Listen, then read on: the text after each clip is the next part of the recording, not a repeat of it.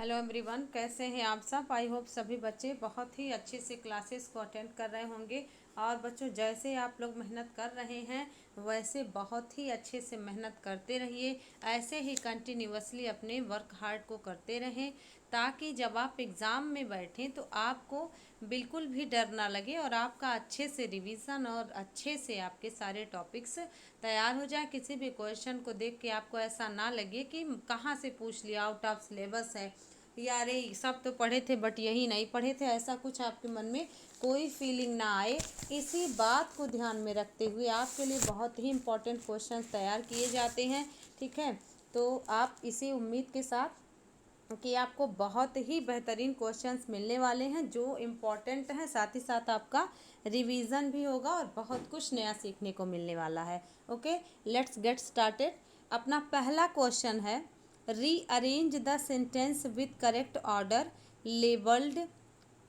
Labelled as PQRS। आपको पहला ही question class number 41 में आपको मिल रहा है सेंटेंस रीअरेंजमेंट का। और ये सेंटेंस रीअरेंजमेंट वाले क्वेश्चन आपको बहुत बच्चे टफ समझते हैं, बट बच्चे बहुत ही आसान है। आपको कैसे समझना है, ये दो तरीके से आता है। एक तो पहला जो है आपको मिल जाएगा कि स्टार्टिंग आपको बता देगा, यानी कि पहला वाला और अंतिम वाला आपको बता देगा, चाहे पांचवा अंतिम हो चाहे छठवां अंतिम हो। ओके, आपको पहला या अंतिम बता देगा। इसके बाद आपको अरेंज करना पड़ेगा। बट जब आपको स्टार्टिंग से स्टार्ट करना पड़े तो तब तो और इजी हो जाता है। कैसे? क्योंकि आपने सबसे पहले सब्जेक्ट ढूंढना पड़ता है। ठीक है, तो जब आप यहाँ पर सब्जेक्ट ढूंढ पा रहे हैं तो पहला कह रहा है accidents are still bound to happen. अब कह रहा है कि जो दुर्घटनाएं हैं अभी तक क्या है, होती ही हैं ऑकेजनली, अवसर पर दो मने यद्यपि, despite every one's best efforts. तो आपको अब यहाँ पर एक हिंट मिल गया ना कि अगर आप जो है, अब देखिए, या तो पी से स्टार्ट होने वाला है या तो एस से स्टार्ट होने वाला है। क्यू से और आर से स्टार्ट नहीं होगा, क्योंकि ऑकेजनली एक वर्ड है जिसका मतलब है अवसर पर या समय समय पर। तो ये एक एडवर्ब है और एडवर्ब लास्ट में लगता है एलवाई वाला। और दो यद्यपि, अगर यद्यपि कह रहा है तो यद्यपि दुर्घटनाएं आजकल हो रही हैं, तो उसके बाद कोई ना कोई क्लॉज ऐसा आना चाहिए जो कॉमा को लेकर के चले, ऐसा भी नहीं है। ठीक है, तो आपने समझ लिया कि एस और पी से ही स्टार्टिंग होने वाली है, क्यू और आर से नहीं होगी। ठीक है, मैं थोड़ा सा और आगे बढ़ा देती हूँ ताकि आपको अरेंज करने में आसानी मिले विथ ऑप्शंस। ओके, अब आपने देख लिया कि या तो एस से स्टार्ट होना है या तो पी से। अब आप देख पा रहे हैं कि जब आपने देख लिया एस या पी से, तो आपने पहला ऑप्शन को एलिमिनेट कर देना है। ठीक है, ए ऑप्शन आपका गया काम से। अब आप देख पा रहे हैं कि यदि एस से स्टार्ट होगा तो एस के साथ या तो पी आ सकता है या तो आर आ सकता है, यानी कि एस के साथ क्यू नहीं आएगा, तो आप भी ना ले चलें। अब एस के साथ पी और आर में से कौन सा सुटेबल बैठ रहा है उसको देखें। एस से अगर आप स्टार्ट करते हो तो कह रहा है despite every one's best efforts. अब अगर सेकेंड ऑप्शन को आप ध्यान में लेके चलें तो पी आपका आ रहा है, तो आप पी अगर लेके चलें, यानी कि हर किसी के बहुत बेहतरीन मेहनत के बावजूद, डिस्पाइट मतलब होता है बावजूद। ठीक है, क्या हो रहा है, accidents are still bound to happen, यहाँ तक तो आपने सेट कर लिया। यद्यपि कि क्या है, ऑकेजनली मतलब अवसर पर, कभी कभी, तो आपने सेट तो कर लिया। आ गया ना कि यहाँ पे आपको मिल गया बी ऑप्शन ही आपने करेक्ट सेट कर लिया। बी, ए ऑप्शन तो आपने इग्नोर कर दिया था बी ऑप्शन में, यानी despite every one's best efforts accidents are still bound to happen. इसके बाद आपने करना है यद्यपि की, यानी दो ऑकेजनली, तो यहाँ पर आपका दो ऑकेजनली, तो आर और क्यू, SPRQ सेट बैठ रहा है। ठीक है, तो बी ऑप्शन करेक्ट है। अब बहुत से बच्चे CD भी कंफर्मेशन चाहेंगे, तो उसको भी चलिए देख चलते हैं, तनिक भी जो है मन में दुविधा ना रहे। सी वाला देखेंगे, एस के साथ आर अगर करिए तो देखिएगा, अगर एस के साथ आर करते हैं तो तुरंत पी भी लाना है, तो आपका बन जाएगा despite every one's best efforts. इसके बाद दो, accidents are still bound to happen occasionally, इसके बाद आपका क्या करना पड़ेगा, लास्ट में ओकेजनली लाना है। तो यद्यपि कि accident are still bound to happen occasionally. अब यहाँ पर अगर आप देख पा रहे हैं तो पहला क्लॉज के एफर्ट के बाद तुरंत कोई ना कोई क्लॉज आने वाला है। तो क्लॉज आएगा तो क्लॉज में सब्जेक्ट आएगा, सब्जेक्ट में एक्सीडेंट है, तो आपका ये आपका सी नहीं होगा। डी देखें, पी से अगर आप स्टार्ट करो तो पी से accidents are still bound to happen occasionally, अगर आप ऐसे करते हो। फिर आर है यद्यपि कि, डिस्पाइट, तो डबल कंजक्शन एक साथ कैसे आएगा, ये भी इनकरेक्ट हो गया। समझ पा रहे ना, यद्यपि कि और बावजूद कैसे सेट बैठेगा। तो आपने देख लिया कि बी ऑप्शन आपका करेक्ट आंसर है। ठीक है, तो इस तरीके से आप भी थोड़ा सा दिमाग एग्जाम के पॉइंट ऑफ व्यू को दिमाग में रखते हुए लगाइएगा। और एग्जामिनेशन हॉल में कुछ ऐसे ही आप करेंगे तो ही आपका करेक्शन होगा, क्योंकि इसका बच्चे कोई रूल नहीं होता कि आपको कोई रूल बता दिया जाए कि इस तरीके से सब्जेक्ट वर्ब। बस आपने ध्यान रखना होगा कि कभी भी सेंटेंस के सब्जेक्ट से ही सेंटेंस की स्टार्टिंग होती है। अगर सब्जेक्ट मिल गया तो वर्ब ढूंढना पड़ेगा, वर्ब मिल गया तो ऑब्जेक्ट ढूंढेंगे। अगर कोई कंजक्शन है तो कंजक्शन के बाद दूसरा वाला क्लॉज आएगा। समझ पा रहे ना। और किसी भी हेल्पिंग वर्ब से कभी भी सेंटेंस की स्टार्टिंग नहीं होगी। इस तरीके से कुछ वर्ड हैं, आई मीन टू से कुछ ऐसे हैं बेसिक से पॉइंट जो प्रैक्टिस के दौरान आपको समझ में आ जाते हैं। Let's come to question number second. Pick out the correct passive voice of the following sentence. Who did this, है ना। एक सेंटेंस आपको दिया हुआ, उसको आपको पैसिव वॉइस में चेंज करना है। फर्स्ट ऑप्शन देख लेंगे, who had done this. Second one is by whom were this done. Third देखिएगा, by whom was this being done. And last one is by whom was this done. अब this done तो दो बार आ गया, तो पहले तो इसको आपने हटा देना है। ठीक है, डी ऑप्शन गलत हो गया। अब आपको देखना पड़ेगा, अब आपने ध्यान करेंगे, ध्यान दीजिएगा, डी ऑप्शन अपना आंसर नहीं होगा। क्यों? क्योंकि दिस दो बार आ गया। अब देखेंगे पहले ऑप्शन की तरफ। अब पहले ऑप्शन में अगर आप देखिएगा तो हु डिड दिस, यही सेंटेंस आपको मिल रहा है।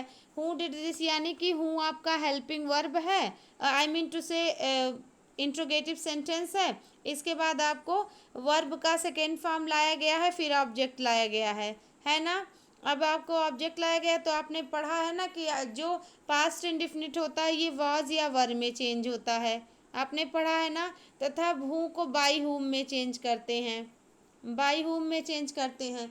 अब आप बाई हुम को अगर आप ध्यान में रखें तो देखिएगा, सी बी सी डी इसी में बाई हुम है। ए ऑप्शन में हु हैज़ डन दिस है, ये इनकरेक्ट हो गया। ये तो आपका इनडायरेक्टली दूसरे तरीके से क्वेश्चन पूछ रहा है एक्टिव वॉइस में, बट दिस सेंटेंस आपको चेंज करना है पैसिव वॉइस में। बाई हुम वर तो बाई हुम वर दिस डन। अब दिस के साथ दिस सिंगुलर है तो वॉज आना चाहिए, इनकरेक्ट हो गया।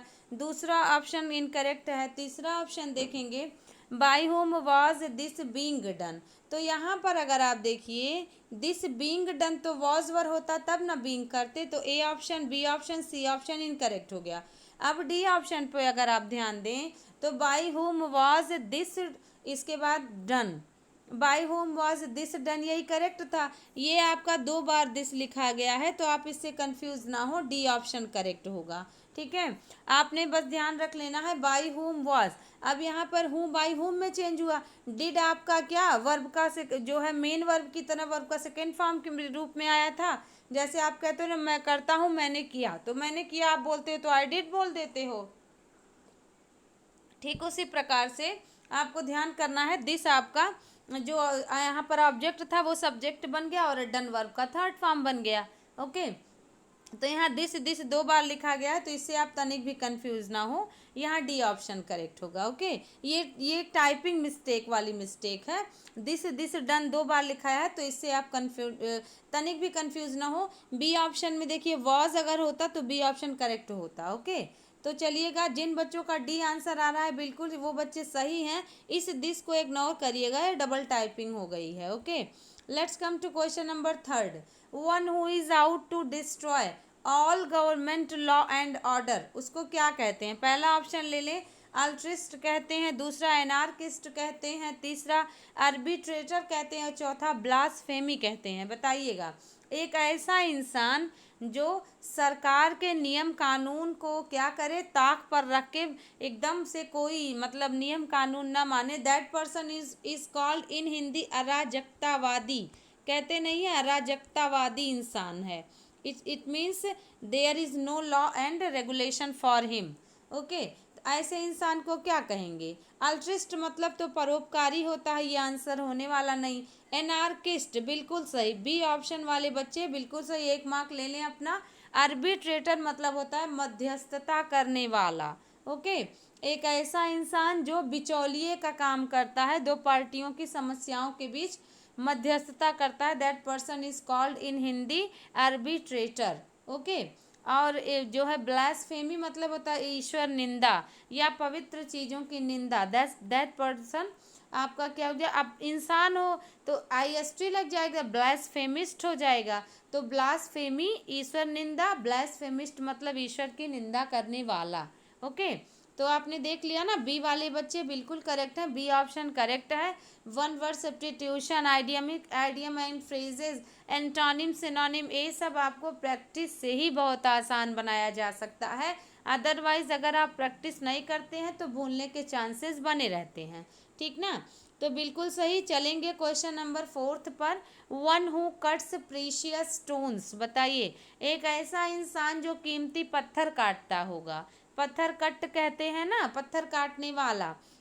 और आपको लोक्वाशियस इसका एक वर्ड है, दूसरा लेपिडिस्ट, तीसरा क्रूसेड और चौथा फ्रेजाइल। ये बहुत आसान से शब्द हैं, आपने बहुत अच्छे से इसको स्टडी किया होगा। बट डोंट वरी, अगर तनिक भी कंफ्यूजन है तो मैं हूँ ना, हूँ कट्स प्रीशियस स्टोन। देखिए, लोक्वाशियस मतलब टॉकेटिव होता है, ठीक है, टॉकेटिव यानी कि बातूनी, गारुलस, ये शब्द जो शब्द हैं वो लोक्वाशियस के सिनोनिम है। यहाँ पर जो है कीमती पत्थर काटने वाला कह रहा है, तो लेपेडिस्ट मतलब होता है कीमती पत्थर काटने वाला। Okay, a person who cuts precious stones. आपने देखा ना, कीमती पत्थरों की मूर्तियाँ, खिलौने, तमाम चीज़ें बनाई जाती हैं। और क्रूसेड जो होता है, क्रूसेड मतलब धर्म युद्ध होता है, ठीक ना, ध्यान करेंगे, धर्म युद्ध जो है क्रूसेड को कहते हैं। जिहाद वर्ड भी कई बार आपने देखा यूज़ होता है। और फ्रेजाइल मतलब इजी टू ब्रोकन, ठीक है, या easily broken thing, that is called fragile, यानी आसानी से टूट जाने वाला। तो यहाँ पर बी ऑप्शन आपने करेक्ट कर लेना है।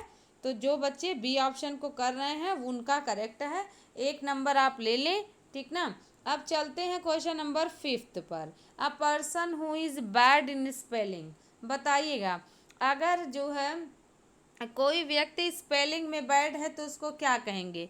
कार्टोग्राफर कहेंगे, कैलीग्राफिस्ट कहेंगे, कैकोग्राफिस्ट कहेंगे, या फाइनेटिक या बिगॉट कहेंगे? बताइएगा, बहुत जो है इम्पोर्टेंट है, आप इसको ज़रूर से ज़रूर लर्न करें। You can not skip this question. A person who is bad in spelling, देखिए, बस पहले आंसर जानने से पहले आपको चारों ऑप्शंस को समझ लेना होगा, ठीक है। जिन बच्चों का जो है बी आंसर करेक्ट आ रहा है उन बच्चों का गलत है। क्यों भाई? कैलीग्राफिस्ट तो गुड स्पेलिंग वाला होता है। पहले चारों ऑप्शंस को समझ लेंगे। बिल्कुल बी वाले गलत बच्चे हैं, सी वाले सही हैं। यस, सी वाले बच्चों का करेक्ट है। कार्टोग्राफर, कार्टोग्राफर मतलब क्या होता है? इसको बोलते हैं वन हु ड्रॉज मैप, मतलब कहते हैं ना कि मैप बनाने वाला, क्या बोलते हैं, नक्शा पास करने वाला, नक्शा बनाने वाला, तो उसको बोलते हैं one who draws map. Okay, maps, तो ये आपका कहलाएगा कार्टोग्राफर। ओके, चलेंगे दूसरे वाले ऑप्शन पर। कैलीग्राफी मतलब होता है जिसकी गुड हैंड राइटिंग हो। कैली मतलब ही गुड होता है, ऐसे ध्यान करें। गुड हैंड राइटिंग या गुड स्पेलिंग वाला बच्चा वो कैलीग्राफिस्ट कहलाएगा।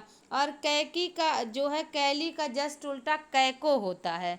जैसे बहुत से शब्द होते हैं जो हार्श और कर्कश होते हैं, बहुत सी ध्वनियाँ, उसके लिए आपको कैकोफोनी कहा जाता है। ठीक है, तो वैसे कैकोग्राफिस्ट मतलब अ person who is bad in spellings. और फेनेटिक और बिगॉट मतलब होता है धर्मांध। ओके, इसको बोलते हैं धर्मांध, या फिर कहते हैं ना कि मतलब क्या कह सकते हैं कि धार्मिक उन्माद से प्रेरित व्यक्ति, ऐसे कुछ शब्द हैं जो हिंदी में आप यूज़ करते हैं, इंग्लिश में फैनेटिक या बिगॉट कहा जाता है। ओके, कि धर्म के जो है, धर्म को का पालन करने के लिए सही गलत भूल जाए, ऐसे इंसान को धर्मांध कहा जाता है। तो यहाँ पर बिल्कुल जो बच्चे सी ऑप्शन करेक्ट कर रहे हैं उनका सही है, बाकी चारों स्पेलिंग्स आप इसको नोट डाउन कर लें। ओके, तो चलिएगा बच्चों, टू टेक अम्ब्रेज, ये क्या एक वर्ड है, आइडियमिक एक्सप्रेशन है, इसका मीन्स क्या होता है? पहला, टू फील डिप्रेस्ड, दूसरा टू बी ऑफेंडेड, तीसरा ऑप्शन देखें टू बी सेटिस्फाइड, और चौथा देख लें टू बी प्लीज्ड। तो टू टेक अम्ब्रेज इसका मीन्स क्या होगा? फर्स्ट ऑप्शन, सेकंड, थर्ड, और देखिए, टेक अम्ब्रेज इसका मीन्स होता है टू बी ऑफेंडेड। ओके, यानी कि क्या हो जाए, किसी की भावनाओं को चोट पहुंचाना या किसी को परेशान करना। ओके, तो यहाँ पर आपका टू बी ऑफेंडेड होगा। टू फील डिप्रेस्ड ऐसा नहीं होगा, और आपने देखना है कि जो है टू बी सेटिस्फाइड भी नहीं होगा, टू बी प्लीज्ड भी नहीं होगा। तो बी वाले, ठीक है, बी ऑप्शन करेक्ट है। तो टू टेक अम्ब्रेज मतलब टू बी ऑफेंडेड, ठीक ना। तो यहाँ पर क्वेश्चन नंबर 6 का B answer, B number option correct है। चलेंगे क्वेश्चन नंबर 7 पर, टू टर्न द अदर चिक, ठीक है। तो यहाँ पर क्या मतलब है इस आइडियमिक एक्सप्रेशन का? पहला ऑप्शन देख लें, a great idea, sorry, a grand idea, दूसरा to respond to violence with violence, यानी हिंसा का जवाब हिंसा से देना, और तीसरा ऑप्शन देख लेंगे, to respond to violence with non violence, मतलब हिंसा का जवाब अहिंसा से देना, और चौथा है to suffer a huge financial loss. बताएं कौन सा करेक्ट करेंगे? ये सारे आइडियम्स एंड फ्रेजेस आप बिल्कुल बच्चे इसको आप नोट करते रहें, क्योंकि ऐसे ही कलेक्शंस आपके पास होंगे। ठीक है, और इनको आप बार बार जो है लर्न करते रहें, प्रैक्टिस करते रहें। आप स्क्रीनशॉट भी ले सकते हैं किसी पर्टिकुलर क्वेश्चन का, अगर आपको लगे कि इसको मुझे लर्न करना है या नोट करना है या बार बार प्रैक्टिस करना है, तो आप आंसर ना लिखें और आप इसको प्रैक्टिस कर सकते हैं। ठीक ना, तो बताइएगा क्वेश्चन नंबर 7 का आंसर करते जाएं। क्वेश्चन नंबर 7 का आंसर क्या होगा? बिल्कुल सही, देखिए, टू टर्न द अदर चिक है ना, एक गाल के ऊपर दूसरा गाल दे देना, गांधी जी वाला था ना, कि मतलब जो है अगर कोई एक थप्पड़ मारता है तो दूसरा भी उसके तरफ कर दो। तो ये आपका क्या हो जाएगा? To respond to violence with non violence, यही आपका करेक्ट है। ग्रैंड आइडिया और वायलेंस विथ वायलेंस और फाइनेंशियल लॉस नहीं होगा। ठीक है, हालांकि ये शब्द से स्पष्ट है, बट कई बार आप कंफ्यूज हो सकते हैं, तो आप अपने गांधी जी को याद करें। ठीक है, बापू को याद करें, कंफर्म हो जाएगा। ओके, चलिएगा क्वेश्चन नंबर 8 देख लें, ही मेड लाइट। अब इस मेड लाइट का क्या मीनिंग है, पूरा देख लें। ही made light of his father's advice, यानी पिता के दिए गए राय के ऊपर उसने लाइट मार दिया। इसका मतलब, अब इसका लाइट मतलब क्या? प्रकाश नहीं, इसका मीन्स हो जाएगा हल्के में लिया, बस सीधी सी बात है ना। तो यहाँ पर देखिए, फॉलोड रीडली मतलब अक्षरशः फॉलो किया, या ट्रीटेड लाइटली, वही बात हो गई ना कि हल्के में लिया। तो बिल्कुल बी ऑप्शन वाले बच्चे करेक्ट हैं, आप भी आंसर करते रहें। और सी देखेंगे, डिसरिगार्डेड यानी कि पूरी तरह से डिसरिगार्ड कर दिया, और रिजेक्टेड भी नहीं। तो मेड लाइट मतलब हल्के में लेना। ठीक है, तो he made light of his father's advice, इसका मतलब treated lightly. Let's come to question number 9, inflation in running riot. अब देखिएगा, and prices are out of control. अब इस रनिंग रॉयट का क्या मतलब है, बताइए। पहला ऑप्शन देख लें, बिकमिंग अनबियरेबल, दूसरा है कॉजिंग डिप्रेशन, तीसरा है बिहेविंग वाइल्ड और चौथा है मूविंग अपवर्ड। कौन सा करेक्ट करेंगे? Becoming unbearable, causing depression, behaving wild या मूविंग अपवर्ड? Running right. अब देखिए, इन्फ्लेशन मतलब आप जानते हैं ना, मुद्रास्फीति, इकोनॉमिक में बहुत अच्छे से आपने पढ़ा होगा। इसके बाद देखिए रनिंग राइट, ये रनिंग राइट का मतलब क्या आप समझ पा रहे हैं? यानी बिहेविंग वाइल्ड, यानी बहुत जो है राइट मतलब दंगा होता है, इसको भी ध्यान रखें आप। अब यहाँ पर दंगा का मतलब क्या है? प्राइजेस और आउट ऑफ कंट्रोल, और क्या जो मूल्य हैं वो नियंत्रण से बाहर हो गए हैं। तो बिकमिंग अनबियरेबल यानी असहनीय है, बियर माने सहन करना और अनबियर मतलब असहनीय, और कॉजिंग डिप्रेशन, डिप्रेशन का कारण है। बिहेविंग वाइल्ड, बिल्कुल यहाँ पर है कि विचित्र बर्ताव लग रहा है एकदम से। मूविंग अपवर्ड मतलब इधर उधर भागना, ठीक है, आगे की ओर चलना, तो नहीं होगा। यहाँ पर आपका behaving wild is called running right. Right माने दंगा होता है, सेम आप उससे कनेक्ट कर सकते हैं। तो क्वेश्चन नंबर 9 का आप देख पा रहे हैं कि क्वेश्चन नंबर 9 का अपना सी ऑप्शन करेक्ट हो पा रहा है। बिल्कुल, जिनका बच्चों का सी ऑप्शन करेक्ट है वे बच्चे, ठीक ना, बहुत अच्छे में है। और बाकी जिनका गलत हो जा रहा है बेटे, आपको बिल्कुल परेशान नहीं होना है, नोट डाउन करें, मेनी टाइम्स प्रैक्टिस करें, आपका भी हो जाएगा। ओके, चलिएगा क्वेश्चन नंबर 10 पर देखेंगे। Seema is a little hard of hearing. तो यहाँ पर हार्ड ऑफ हियरिंग का क्या मतलब है? अंडरलाइन वर्ड का पहला इनऑडिबल। देखिए, इनऑडिबल मतलब होता है कह सकते हैं ना, क्या कह सकते हैं, एक इसको हिंदी में मतलब नॉट टू, ऐसे कर दें, नॉट टू बी हर्ड, मतलब सुना ही ना जा सके, ठीक है। इनऑडिबल उसको बोला जाता है कि जिसको सुना ना सके। और इन डिसइंटरेस्टेड मतलब होता है आपका रुचि ना होना। डेफ मतलब बहरा होना। यहाँ पर हार्ड ऑफ हियरिंग यानी कि वो सुनने में क्या है, उसको बहुत तकलीफ हो रही है, इसका मतलब वो बहरी है। इनसेंसिटिव तो फील करना है, ऐसा भी नहीं है।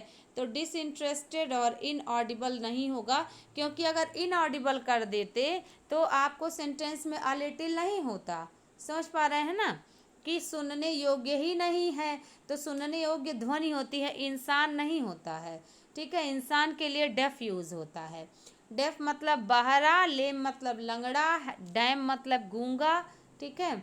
ये कुछ शब्द है। ड्वार्फ मतलब बौना, ये सब आपके इंसानों के लिए यूज़ किए जाते हैं, ठीक ना। डेफ एंड डैम कहते हैं ना, गूंगा बहरा। ब्लाइंड मीन्स आप जानते हो अंधा। तो यहाँ पर हम लोगों का क्या हो जाएगा? सी ऑप्शन करेक्ट है, बिल्कुल सही, सी वाले बच्चे करेक्ट हैं। क्वेश्चन नंबर 11 देख लें। Change the following sentence into indirect speech. अब इनडायरेक्ट स्पीच करना है तो चारों ऑप्शंस देख लें। Spectator said bravo well played Dhoni. दर्शकों ने कहा शाबाश, बहुत अच्छा खेला धोनी। तो यहाँ पर आपको क्या करना पड़ेगा?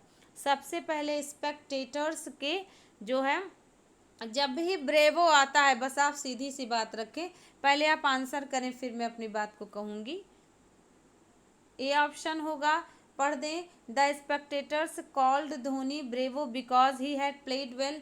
Second option, the spectators said that Dhoni played well and applauded him. फिर है the spectators encouraged Dhoni saying that he played well. और चौथा है the spectators applauded Dhoni saying that he had played that. तो याद रख लेंगे बच्चों, ये एक्सक्लामेटरी सेंटेंस है, और एक्सक्लामेटरी सेंटेंस में आपको क्या करना पड़ता है? जो एक्सक्लेमेशन मार्क है उसको ध्यान में रखते हुए आपको जो है, आपको एक्सक्लामेटरी जो रिपोर्टिंग वर्ब होता है उसको करना पड़ता है। तो जब भी ब्रेवो आता है तो लोग क्या कहते हैं? अपलॉडेड दैट, ठीक है, या अपलॉडेड सेइंग दैट। तो कहाँ पर मिला? कॉल्ड मिला, बिकॉज वगैरह अपने पास से इन्होंने लगा रखा है, ये नहीं होगा पहला ऑप्शन। सेकेंड ऑप्शन में स्पेक्टेटर सेड, सेड को चेंज करना पड़ता है, कंजक्शन दैट लगाना पड़ता है, टेंस भी चेंज करना पड़ता है। तो यहाँ पर भी देखिए सेड नहीं चेंज हुआ, गलत हो गया। सी ऑप्शन देखेंगे, उन्होंने प्रोत्साहित किया धोनी को ये कह कर कि ही प्लेड वेल, ही हैड होना चाहिए ना। अब अगर धोनी को कहा तो यू कहना है उसको, यू प्लेड वेल या ही प्लेड वेल, तो ही हैड प्लेड वेल होना चाहिए। टेंस तो चेंज करना पड़ेगा, यहाँ टेंस नहीं चेंज किया। तो डी ऑप्शन में चलें। डी ऑप्शन में देखिए, the spectators applauded Dhoni saying that he had played well. Okay, option number D is our correct answer, applauded Dhoni saying that. यहाँ पर धोनी जो सेंटेंस का ऑब्जेक्ट है वो बाद में लिखा गया है, ठीक है, ये वाला, इसको आप ध्यान करें, इसको कंफ्यूज ना हो। Said Dhoni, said to Dhoni, तो यहाँ पर अगर ये होता ब्रेवो वेल प्लेड, तो यहाँ आप मान लेते। तो ये मात्र आपको सिर्फ कंफ्यूज करने के लिए दिया है, आपको कंफ्यूज नहीं होना है, आप बड़े स्मार्ट बच्चे हो, आपको स्मार्टनेस दिखाते हुए अपने आंसर को करेक्ट कर देना है, ठीक ना। तो आप देख पा रहे हैं इस धोनी को ये ऑब्जेक्ट था, लेकिन जब आपने पैसिव बनाना, वो इनडायरेक्ट बनाना है तो अपने सही क्रम में चलना है। तो आपने देखा ये जो धोनी बाद में आया था आपने पहले ले आया, फिर he third person, no change, but tense तो चेंज होगा, he had played well, well adverb है, लास्ट में आ गया। समझ पा रहे हैं ना। तो डी ऑप्शन वाले बच्चे बिल्कुल सही आपका करेक्ट है।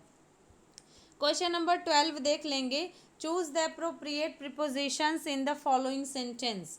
I live dash the fourth floor dash 21 diamond street, मोहल्ले का नाम है, डैश इन कोलकाता की, एट कोलकाता। बताइए कोलकाता, आपने प्रीपोजिशन को सेट करना है। बताइए यहाँ पहले में एट, दूसरे में ऑन, तीसरे में इन रहेगा, या पहले में मैं इसको ऐसे पढ़ दूँ, I live on at on the fourth floor at 21 diamond street in Kolkata, ये करेक्ट है। या I live at the fourth floor in 21 diamond street in Kolkata, ये करेक्ट है। या लास्ट में I live on the fourth floor in 21 diamond street और at Kolkata. जो बच्चा इसको करेक्ट करेगा उसको मान लेंगे हम कि प्रीपोजिशन बहुत अच्छे से पढ़ता है, क्योंकि जब आप 9th स्टैंडर्ड में प्रीपोजिशन पढ़ते हो तो ही आपको बता दिया जाता है ऐसे कुछ जो भी मतलब इसमें यूज़ हो रहा है। तो बिल्कुल जो बच्चे बता रहे हैं क्वेश्चन नंबर 12 का ऑप्शन नंबर बी, यानी कि आई लिव ऑन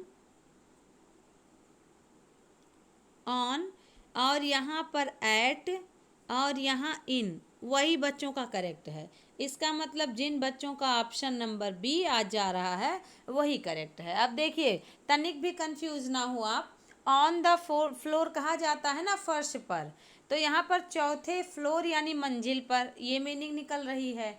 और देखिए कोलकाता की तुलना में 21 डायमंड स्ट्रीट छोटा है, तो छोटे के लिए एट, बड़े के लिए इन लगता है। जैसे अगर आप कहोगे आई लिव एट बस्ती इन इंडिया, तो आप एट बस्ती के लिए लगाओगे, इन इंडिया आपने इंडिया के लिए लगा दिया। अगर आपको कहना I have at UP in India, तो भी आपने छोटे के लिए एट, बड़े के लिए इन लगाया। उसी सेंस में यहाँ चल रहा है, कोलकाता के एक जो है 21 डायमंड स्ट्रीट में चौथी मंजिल पर मैं रहता हूँ, ये आपका करेक्ट होगा, ठीक है। तो चलेंगे क्वेश्चन नंबर 13 पर। क्वेश्चन नंबर 13 भी यही सेम पैटर्न, प्रीपोजिशन है। Choose the correct preposition in the following sentence. She was ill for a week and, इसके बाद करा that week she ate nothing, क्या किया जाएगा, वह जो है एक हफ्तों से बीमार थी। समझ पा रहे हैं ना। इसके बाद एंड कह रहा है in that week, into that week, या जो है ड्यूरिंग या फॉर। बिल्कुल फटाफट आंसर करें। इन की जो है इन वाले बच्चे, इनटू वाले बच्चे, ड्यूरिंग वाले बच्चे, फॉर वाले बच्चे, इन सभी बच्चों में से ड्यूरिंग वाले बच्चे का आंसर करेक्ट है। ड्यूरिंग मतलब के दौरान, आप पढ़ते हो ना कि अवधि के दौरान, तो पूरे हफ्ते की बात हो रही है ना। तो पूरे हफ्ते के दौरान she was ill for a week, एक हफ्ते से वह बीमार थी। और आप एंड कर देंगे ड्यूरिंग दैट वीक, उस उन दिनों के दौरान या पूरे हफ्ते के दौरान उसने कुछ नहीं खाया, तो सी ऑप्शन करेक्ट हो जाएगा।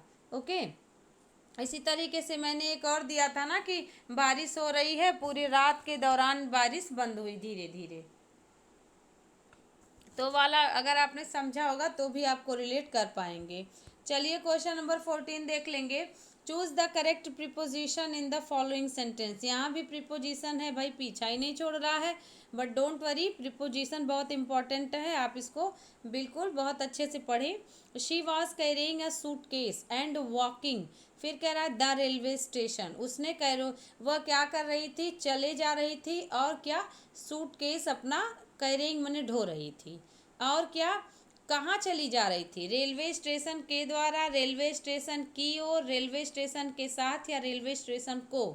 तो रेलवे स्टेशन की ओर चले जा रही थी, तो क्या हो जाएगा भाई, जब तक आप ट्रेन नहीं पकड़ोगे तब तक चलते चले जाओगे ना। तो she was carrying a suitcase and walking towards the railway station. कोई डेस्टिनेशन की तरफ जाता है तो उसके लिए टूवर्ड्स लगता है, इट मीन्स की ओर। ठीक है, इसको ध्यान रखिएगा। चलिएगा, बी ऑप्शन, बिल्कुल बी ऑप्शन करेक्ट है आपका। चलिएगा, आप बहुत अच्छे से मेहनत कर रहे हैं। क्वेश्चन नंबर 15 देख लें। There is nothing quite miserable. अब इस क्वाइट मिजरेबल को आपको हटाना है, ठीक ना। दाइन handicap at such a tender as, बताइएगा इस क्वाइट मिजरेबल को क्या किया जाए, हटाया जाए।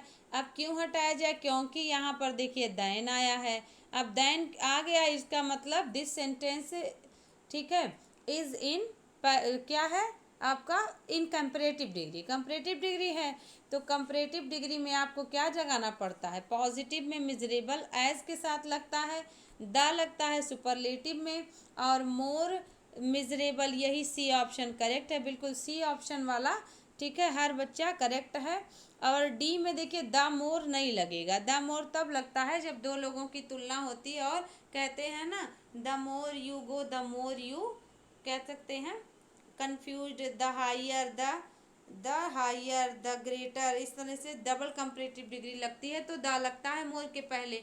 बट यहाँ पर आपको जो है मोर अकेले से लाना है, इस क्वाइट मिजरेबल को हटा के मोर मिजरेबल। और द कब कंपैरेटिव डिग्री में लग सकता है, जब दो की बात होती है, जैसे I have two book, which one is better of the two. यहाँ पर which one is the better of the two में आपने द बेटर कर दिया, क्योंकि आपने दो में से एक करना है, तो यहाँ पर बेटर के पहले द लग सकता है, otherwise you will not use the article in comparative degree, only we can use the article in superlative degree, the most, the best। Question number 15 complete हुआ। 16 देख लें। Choose the incorrect sentence of the following sentence. Incorrect ढूंढना है, incorrect ढूंढना है बच्चे, ध्यान कर लें, ठीक है। चलें, आंसर करें। पहला ऑप्शन देखें, he asked me whether either of the applications was suitable. इसके बाद every one of the boys love to ride. तीसरा देखें, the cattle are grazing in the field, one must not, इसके बाद क्या है, boast of one own success. इसमें कौन सा ग्रामेटिकली इनकरेक्ट है।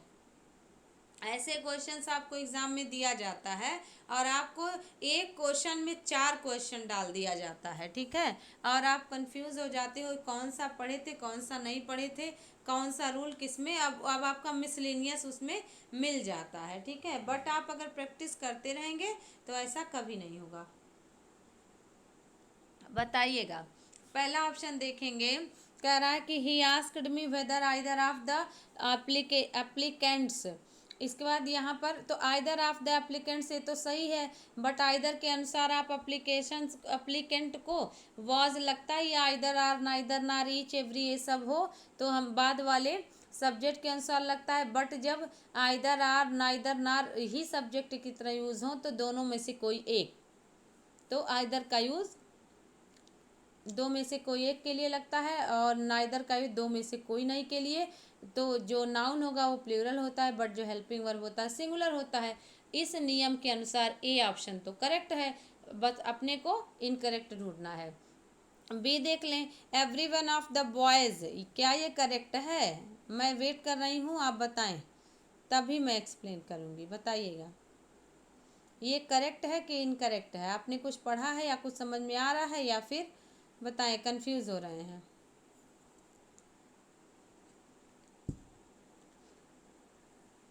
सी भी देख लें, the cattle are grazing in the field, ये करेक्ट है कि इनकरेक्ट है।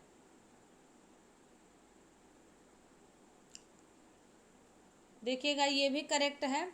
One must not boast of one's own success. हर किसी को मतलब किसी को भी अपने सफलता का बोस्ट मतलब होता है डींग मारना या लंबी लंबी छोड़ना नहीं करना चाहिए। तो बाकी करेक्ट है, बी अपना इनकरेक्ट है। बी क्यों इनकरेक्ट है भाई बताएं। Every one of the boys, ये तो सही है, बॉयज़ आया है। क्यों? क्योंकि एवरी वन जब ऑफ द लग जाए तो हमेशा प्लूरल आता है। Neither of the, all of the, ठीक है, बोथ ऑफ द। इसके बाद आप कहते हो है ना, each of the, every one of the, none of the, इस तरीके से। तो आपको जो वर्ब होगा वो भी सिंगुलर लाना पड़ता है। तो लव तो प्लूरल है ना, वर्ब अपने असली रूप में प्लूरल होता है। इसको हमें सिंगुलर बनाएंगे तो लव्स हो जाएगा।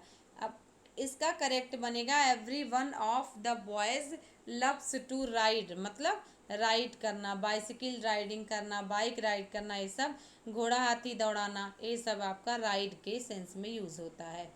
इनके लिए ड्राइव नहीं करेंगे, ध्यान रखिएगा। तो ये आपका बी ऑप्शन, बी जो है नंबर का ऑप्शन इसका आंसर है। चलिए क्वेश्चन नंबर 17 देख लेंगे। इंडिपेंडेंट की करेक्ट स्पेलिंग बताइए क्या होगी। पहला ऑप्शन देखें, INDIPENDENT, हैप्पी इंडिपेंडेंस डे। हर बच्चा बोलता है ना, बताइए। हैप्पी इंडिपेंडेंस डे हर कोई बोलता है, और इंडिपेंडेंस की स्पेलिंग एग्जाम में आती है।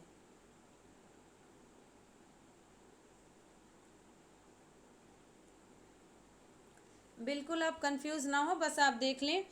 INDEPENDENCE। अब आपको बस यही दिमाग में रखना है, आई एक ही बार आएगा, बाकी कभी भी ना ए आएगा ना आई आएगा, सिर्फ ई चलेगा। तो INDEPEN, इंडिपेंडेंस, बस आपका काम हो गया। किस वाले में है तो आपने देख लिया, इंडिपेंडेंस, ये आपका डी वाले में, ठीक है, डी ऑप्शन में मिल रहा है। INDEPENDENCE। सी वाले में ANC हो गया, गलत हो गया, बाकी ए बी तो गलत है ही, वो दिख रहा है एकदम क्लियर है ना। तो 17 का बिल्कुल सही, डी वाले बच्चे करेक्ट आंसर कर रहे हैं। ओके, चलेंगे अगला क्वेश्चन नंबर 18 देख लेंगे। Choose the correct spelling of the following. Bureaucracy की करेक्ट स्पेलिंग बताएं। BUREAUCRACY। नौकरशाही, अधिकारी तंत्र, ये आपका क्या हो जाएगा, कौन सा करेक्ट बना। BUREAUCRACY, इसमें ECY किया है। BUREAU तो इसमें उल्टा कर दिया है, AEU कर दिया है। और आपने सी में देखना है, BREAUCRACY, यही करेक्ट है। सी वाले बच्चे बिल्कुल करेक्ट हैं। डी में देखिएगा, BURERA तो बिल्कुल गलत है, ठीक है, सी वाले बच्चे करेक्ट हैं। ओके, चलिएगा 19 नंबर क्वेश्चन, इसमें करेक्ट स्पेलिंग ढूंढना है। कैनिबल माने मानव भक्षी। कमीशन आप जानते हो, ल्यूटिनेंट मतलब होता है आपका, ल्यूटिनेंट ऑफ लेफ्टिनेंट बोलते हो ना, तो इसी से बना है ल्यूटिनेंट, ठीक है। ये आपका एग्ज़ाम में आया हुआ स्पेलिंग है, बार बार पूछता है किसी भी एग्ज़ाम में, इसको आप कैटेगराइज नहीं करते। पैसेज की भी स्पेलिंग एग्ज़ाम में आई हुई है, भले ही आपको लगे बड़ा आसान सा है, बट ई और ए में बच्चे कंफ्यूज हो जाते हैं। बताइएगा, देखिए कैनिबल की करेक्ट स्पेलिंग होती है CANNIBAL। कैनिबल मतलब होता है मानव भक्षी या नरभक्षी, a person who eats human flesh. तो ये आपका इनकरेक्ट है, ठीक है। दूसरा देखिए, कमीशन में तो COMMISSION रहता है कमीशन में, ठीक है, ये भी आपका इनकरेक्ट है।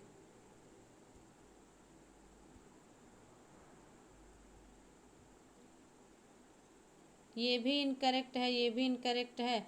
LIEUTENANT, ल्यूटिनेंट या लेफ्टिनेंट जो भी आप कहें, तो यही आपका करेक्ट होता है। पैसेज में PASSAGE होता है, ना कि EGE, ठीक है, PASSAGE पैसेज। तो कौन सा आंसर होगा, यही सी ऑप्शन करेक्ट स्पेलिंग है। आगे बढ़ जाएं, question number 20। Punctuate the following sentence. आपको एक सेंटेंस दिया है, speak clearly if you would be understood. क्या करेक्ट होगा? स्पीक क्लियरली सब जगह सही लिखा है, एक कॉमा लगा देना है और अंत में फुल स्टॉप, सीधा सा स्टेटमेंट है। कहाँ पर मिल गया? देखिए, ए में आपका क्वेश्चन मार्क है, गलत हो गया। सी में एक्सक्लेमेशन मार्क है, ये गलत हो गया। बी में और डी में आप चले जाएं तो ये यहाँ कोलन नहीं होना चाहिए और यहाँ एक सिंगल कॉमा नहीं होना चाहिए, तो ये भी इनकरेक्ट हो गया। आपका बी ऑप्शन करेक्ट आ रहा है। बहुत आसान सा है ना। पंक्चुएशन के क्वेश्चंस एग्जाम में पूछे जाते हैं, वेरियस एग्जाम में पूछे जाते हैं। कोई आप इसको एक नाम नहीं दे सकते, इस वाले में पूछेंगे इस वाले में नहीं। The antonym for bonafide, bonafide का क्या एंटोनिम है? ऑनरेबल, वेल मेड, जेन्यून और रफ। बताइए। ऑनरेबल माने सम्मानजनक, वेल मेड मतलब अच्छे से बना हुआ, और जेन्यून मतलब सच्चा, सही, ओरिजिनल, या रफ मतलब भद्दा, बेढंगा। कौन सा करेक्ट करेंगे? तो ध्यान रखिएगा फ्रेंड्स, 21 नंबर क्वेश्चन का ये सिनोनिम बताना है। तो बोनाफाइड का मतलब होता है जेन्युइन, है ना, सच्चा, ईमानदार, ठीक है। ओरिजिनल, तो जेन्युइन होगा इसका सिनोनिम। सिनोनिम मतलब आप जान रहे हैं ना, पर्यायवाची। क्वेश्चन नंबर 22 देख लें। तो क्रेडुलस का क्या मतलब है? क्रेडुलस, क्रेडुलस मतलब भोला भाला, आप जानते हैं। क्रेडिबल, विश्वसनीय, जो किसी पर भी बड़ी आसानी से विश्वास कर ले। रियलिस्टिक पर्सन, यथार्थवादी, ये तो जस्ट उल्टा हो गया। गुलीबल यही हो जाएगा। गुलीबल माने होता है भोला भाला या बहुत ऐसा इंसान जो किसी की बात मान के उस पर यकीन कर जाए। स्टबर्न मतलब जिद्दी होता है, ठीक है, जिद्दी ये होगा ना। इंटेलेक्चुअल आप जानते हो। तो इनक्रेडिबल मतलब होता है, आप क्रेडिबल माने विश्वसनीय और या आसानी से विश्वास कर लेने वाला, और इनक्रेडिबल जस्टिस का उल्टा कि जिस पर विश्वास ही ना किया जा सके, ठीक है। तो यहाँ पर आपका 20 नंबर क्वेश्चन का बी ऑप्शन करेक्ट है। 22 नंबर। चलिए क्वेश्चन नंबर 23 देखें। Life is a bed of roses. बहुत आसान है, बट आपको ऑप्शन में से चुनना है एक, है ना, तब आपके लिए आसान होगा। पहला बेड मेड ऑफ रोजेज आपको बता दिया है मैंने, शाब्दिक अर्थ को दूर रखें। प्लीजेंट लिविंग यही सही है ना, मज़े से ज़िंदगी चलती रहे। Life is bed of roses, just opposite कहा जाता है ना, life is not bed of roses. और सिंपली लिविंग तो ऐसा होगा नहीं, नन ऑफ द अबव भी नहीं होगा, ठीक है। तो बिल्कुल बच्चे, जिनका बी ऑप्शन करेक्ट आ रहा है उनका क्वेश्चन नंबर 23 करेक्ट है। Let's come to question number 24। Identify the type of clause in the brackets. आपको ब्रैकेट में दिए गए क्लॉज को आइडेंटिफाई करना है। आवर नेबर हमारा पड़ोसी, who moved in last year जो पिछले साल मूव कर गया। Want to borrow the chainsaw, क्या उस वह क्या चाहता था? चेन शॉ को बोरो करना चाहता था। बताएं कौन सा क्लॉज है? तो आपको मिल गया ना कि पड़ोसी, पड़ोसी का रिलेशन हूँ से बन रहा है तो नाउन भी नहीं होगा। और पड़ोसी के किसी कार्य की विशेषता, यहाँ पर आपका रिलेटिव क्लॉज ऑप्शन में जब है तो रिलेटिव क्लॉज ही करेक्ट होगा। एडजेक्टिव क्लॉज और आपका एडवर्बियल क्लॉज नहीं सही होगा। एडजेक्टिव क्लॉज तब हो सकता था जब ऐसे बोलता, दिस इज द रीज़न, है ना, why I did your work. तो यही कारण है कि मैंने क्यों तुम्हारा काम किया या इसलिए तुम्हारा काम किया। आप दैट्स वाई करके बोलते हो ना, तो दिस इज द रीज़न, है ना, why you did my help, या यू हेल्प्ड मी, या यू डिड माई वर्क। तो यहाँ पर आपका ये रीज़न, या कह दे दिस इज़ द टाइम, यही समय है when you can teach me lesson, तो हो जाएगा व्हेन, और आप टाइम को ये एडजेक्टिव होगा। बट यहाँ ये हूँ रिलेशन बना रहा है, ठीक ना, तो आपने डी ऑप्शन करेक्ट करना है। ओके, क्वेश्चन नंबर 25 देख लेंगे। Select the most appropriate option. आपको क्या करना पड़ेगा, इसको पहचानना है, नहीं, इसका दूसरा शब्द बताना। डिपेंडेंट क्लॉज को और क्या कहते हैं? रिलेटिव क्लॉज, या सबॉर्डिनेट क्लॉज, या कोऑर्डिनेट क्लॉज, या नाउन क्लॉज। तो बिल्कुल सही, इंडिपेंडेंट क्लॉज, और जिसको प्रिंसिपल क्लॉज या मेन क्लॉज भी कहते हैं। उसके बाद एक सबॉर्डिनेट क्लॉज होता है जिसको डिपेंडेंट क्लॉज यानी आश्रित उपवाक्य कहते हैं। तो यहाँ पर हम सभी को मिल रहा है subordinate clause, option number B. बहुत आसान से क्वेश्चंस हैं और बहुत अलग अलग एग्जाम में पूछे जाते हैं, तो आपको तनिक भी कंफ्यूज नहीं होना है, बस रटते चलिए, है ना, धीरे धीरे ही सही चलते रहिए। कॉन्टिन्यूसली एंड कांस्टेंट लेबर ही हमें सफल बनाएगा। ओके, तो बच्चों आप बहुत अच्छे से मेहनत कर रहे हैं, ऐसे ही करते रहिए। God bless you. तो अब आप क्या करना होगा, आपको सेशन को लाइक कर दें, शेयर कर दें, कमेंट कर दें, अपने सुझाव भेजें, मार्क्स भेजें, how much marks you gained in this session. और आपने क्या करना है, ज़रूर से ज़रूर आप ये भी हमें लिख कर बताएं कि आपको ये क्वेश्चंस कैसे लग रहे हैं। यदि आपको और टफ क्वेश्चन की आवश्यकता है तो मैं और टफ लेवल का भी क्वेश्चन आपके सामने ला सकती हूँ। ठीक है, मुझे और भी टफ लेवल का क्वेश्चन बनाने को मौका मिलेगा। यदि यही लेवल आपका सही है तो इसी पे ही अभी चलते हैं, और अगर ये बहुत टफ हो जा रहा है तो अभी जो है, मुझे लगता है बच्चे आज का क्लास नंबर 41 था, तो आपने दौड़ना अच्छे से सीख लिया है, मैराथन चल रहा है समझिए आपका। तो और टफ लेवल के क्वेश्चंस अगर आप कहें तो मैं बढ़ाऊँ इसका लेवल, है ना। तो जैसा भी आपको जो है आवश्यकता हो या लगे कि आप तो मतलब दौड़ पड़ना चाहिए, तो आप ज़रूर से ज़रूर लिखें, है ना। तो चलिए मिलते हैं नेक्स्ट क्लास में। Thanks a lot, thanks you so much.